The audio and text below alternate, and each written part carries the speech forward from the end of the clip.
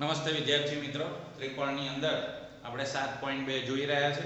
ગઈકાલે આપણે એનો પહેલો અને બીજો આ બંને દાખલા કમ્પ્લીટ કર્યા હતા અને આની અંદર મોટા ભાગે બાબા અને કાકબા શરતનો ઉપયોગ થશે, બરાબર, જે આપણે જોઈ અગાઉ.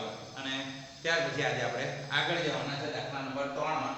તો 7.2 ના દાખલા નંબર 3 માં કહ્યું છે કે ત્રિકોણ ABC સમદ્વિ બાજુ ત્રિકોણ છે, એટલે કે તેની બે બાજુઓ સમાન છે, પણ કઈ બે સમાન છે કહ્યું નથી. BE અને CF એ અનુક્રમે સમાન બાજુઓ AB અને AC અને AB પર વેધ છે. ખાસ યાદ રાખીશું શું શબ્દ વાપર્યો છે કે BE અને CF. તો પહેલા પહેલું તો હું ત્રિકોણ તો બતાવીશ, A B C લખ્યું છે સમાન બાજુ AB અને AC. તો AC અને AB સમાન બાજુઓ છે, આપણે અહીંયા બે નિશાન કરી રાખીશું.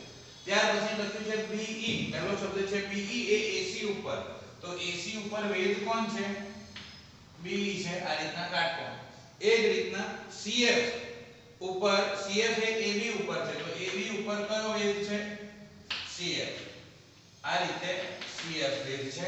તો તમારે સાબિત કરવાનું છે કે આ CF અને BE આ બંને સમાન છે.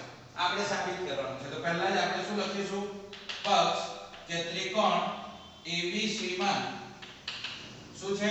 AB અને AC સરખા છે. AB અને AC સરખા છે. લંબ કોણ છે? તો કે BE લંબ AC.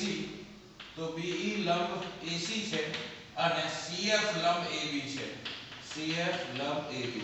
તો આ રીતે પહેલા આપણે પક્ષ લખીશું. પક્ષ લખ્યા પછી સાધ્ય. સાધ્યમાં આપણે શું સાબિત કરવાનું છે કે વેધ સરખા છે, એટલે કે CF અને BE સરખા છે. તો CF અને BE સરખા છે, આપણે સાબિત કરવાનું છે. આ માટે શું કરીશું? તો કે સાબિતી સ્ટાર્ટ કરીશું. સાબિતીમાં પહેલામાં પહેલું કે જેને સાબિત કરવાની છે ને એને લઈને ત્રિકોણ બનાવવાનો. કયો ત્રિકોણ બને છે? આ જે છે એને લઈને ત્રિકોણ શું બનશે? CFA. બંનેનું શિરોબિંદુ એક હોવું જોઈએ બંને ત્રિકોણ. તો CFA એટલે કે AFC ત્રિકોણ AFC, એમાં FC પણ આવી જાય છે અને AEB એમાં BE પણ આવી જાય છે. તો બંને વેધ પણ આવી જાય છે અને આખી બાજુ પણ આવે છે. તેથી આપણે લઈશું પહેલામાં AFC અને AEB. અહીંયા AEB લખું, પહેલા AB વાપરીએ. AEB અને ત્રિકોણ AFC માં અહીંયા તમને બધી જ વાતો મળી જશે. કઈ કઈ? તો પહેલું AEB આ બંનેની અંદર આપણને ખબર છે કે આ ત્રિકોણ જે બનશે AEB, આમાં કોણ આવશે? AB આવશે.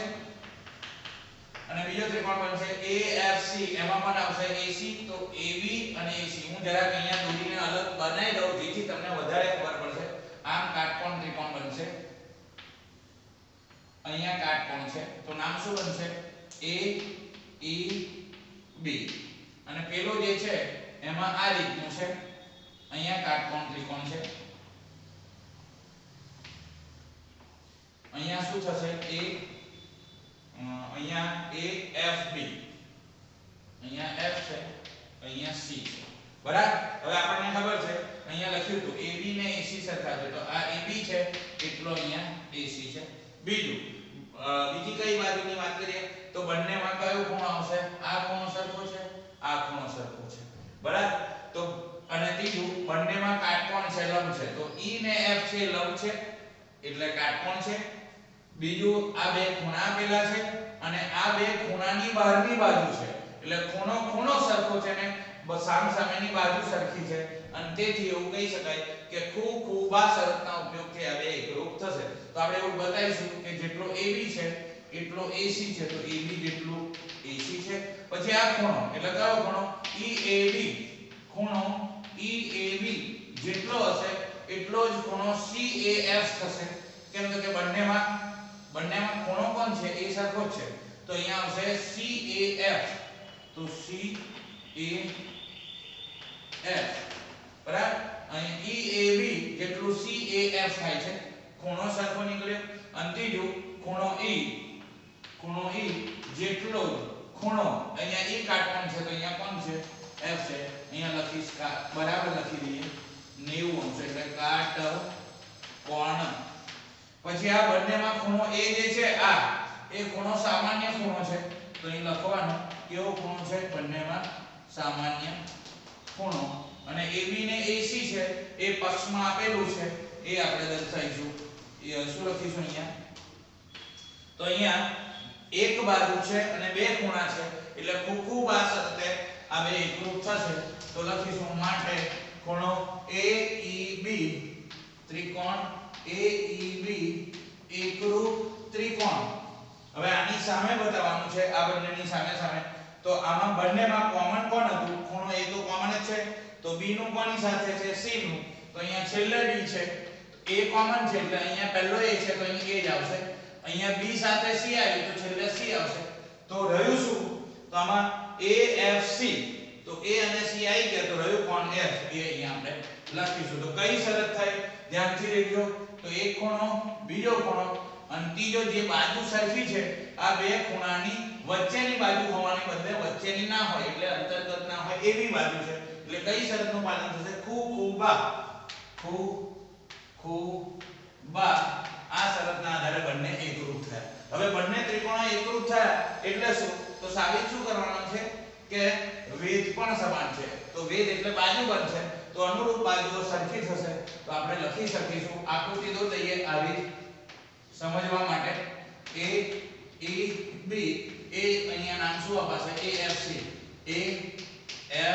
તો આના આધારે શું થશે જેટલું AE એટલું AF AE જેટલું AF થશે પછી જેટલું EB થશે એટલું FC તો EB થશે એટલું FC થશે અને AB થશે એટલું AC તો જેટલું AB થશે એટલું AC અહીંયા આપણે લખીશું અનુરૂપ બાજુઓ કેવી હોય સમાન હવે આપણને પૂછ્યું છે શું સરખું હોવું જોઈએ વેધ તો વેધમાં કોણ આવશે અહીંયા BE અને CF તો અહીંયા BE ને CF છે આ માટે કહી શકાય કે BE આને ઉદાહરણ BE અને CF આ સરખા છે બરાબર આ એક ગયો આપણો સાચો તો આ રીતે આપણે આને સાબિત કર્યું આની પછીનો જે દાખલો છે સેમ છે પણ બિલકુલ આનાથી દિવસ છે હવે એ દાખલો જોઈએ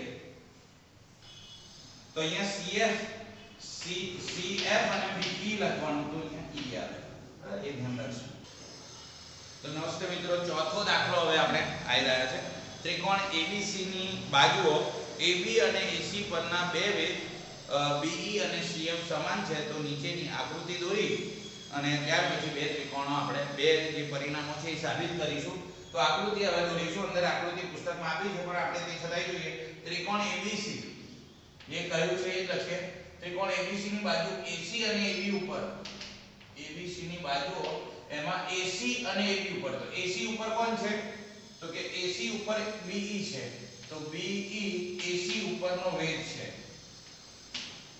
અને એ જ રીતે અહીંયા આપેલું છે AB ઉપર CF છે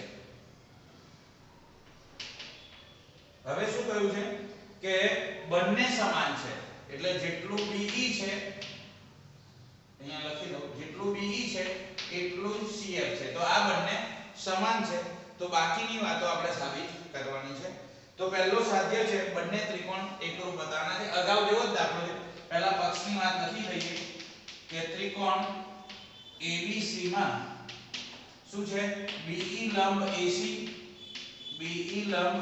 AC અને CF લંબ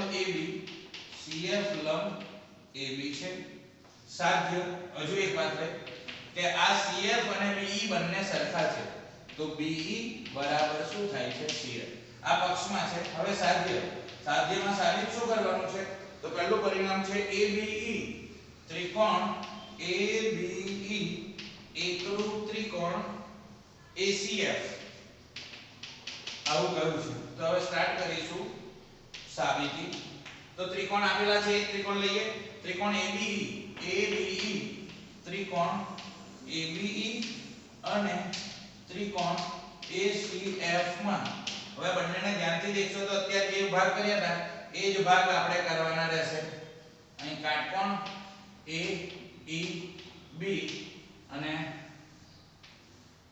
અહીં કાટકોણ AFC બરાબર.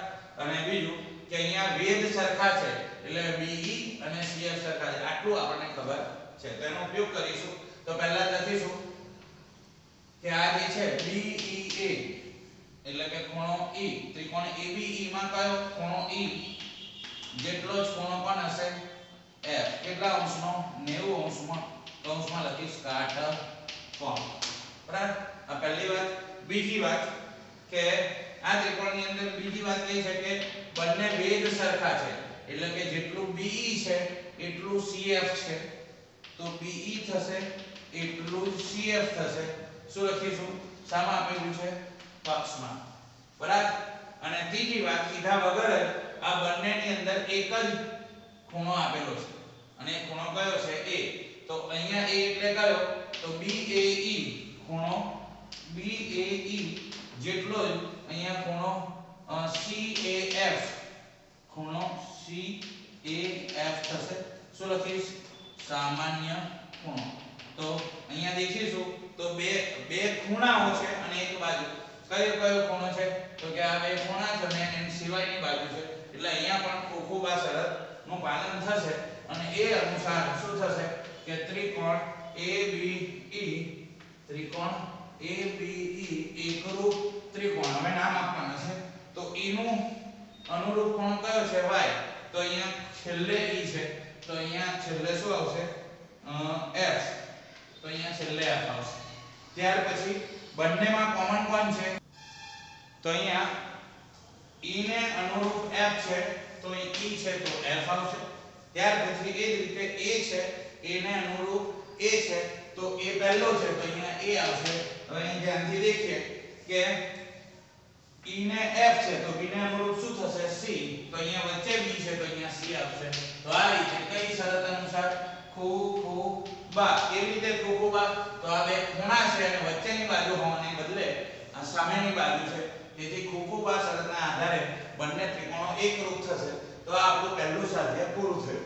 ત્યાર પછી બીજું સાધ્ય આપણને આપ્યું છે સાધ્ય 2. એમાં કહ્યું છે કે AB અને AC સરખા થવા જોઈએ. તો AB અને AC આપણે બતાવવાના છે. તો હવે આપણે સાબિતી કરીશું. સાબિતીમાં શું લખીશું? પહેલા કે ત્રિકોણ ABE એકરૂપ ત્રિકોણ ACF છે. એટલે આકૃતિ જો સમજવા માટે નાની દોરી શકાય. આ અગત્યની નથી કારણ કે આ બંને એક ત્રિકોણનો ભાગ છે તેથી સમજવા માટે ABE અને ACF આપણે એવું લખી શકાય. હવે આપણે બે બાજુઓ એકરૂપ બતાવવાની છે એટલે અનુરૂપ બાજુઓ એકરૂપ એટલે જેટલું AB હશે એટલું AC થશે.